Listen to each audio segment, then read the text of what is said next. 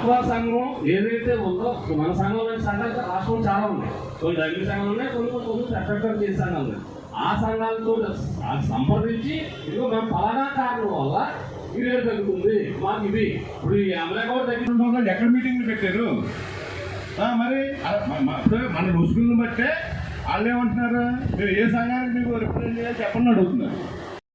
అసలు అది ఎవరైనా అడుగుతున్నారా? ఎంతసేపు 230 రూపాయలు 10 రూపాయలు తగ్గితే దాని గురించి మాట్లాడతారు. ఇన్ని సంవత్సరాల నుంచి అసలు 50కి 40కి వేరియేషన్ 20 రూపాయల 2 రూపాయలు వేరియేషన్ నమ్మకుండా వచ్చేద్దా? ఎందుకు ఇదే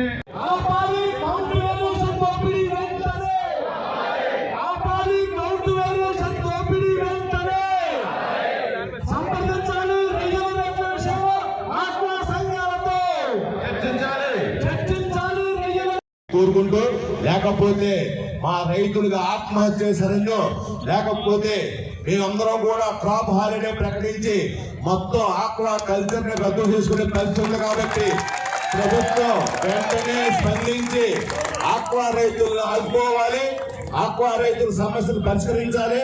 అలాగే ఏదైతే ఈ సిండికేట్ ముసుగులో, మాఫియా ముసుగులో ఏదైతే వ్యవహారం చేస్తారో వాళ్ళందరినీ కూడా ప్రభుత్వం చర్యలు తీసుకుని రైతుకు అండగా ఉండాలని ఈ సందర్భంగా ప్రభుత్వాన్ని తెలియజేసుకుంటూ, అలాగే తదుపరి ఎవరన్నా ఈ వేరియేషన్ మీద డిస్కషన్ పెట్టుకుని వేరియేషన్ మళ్ళీ పెంచాలని చెప్పి నిర్ణయం కొన్ని సంఘాలు చట్టంలో నాశనం చేసేది.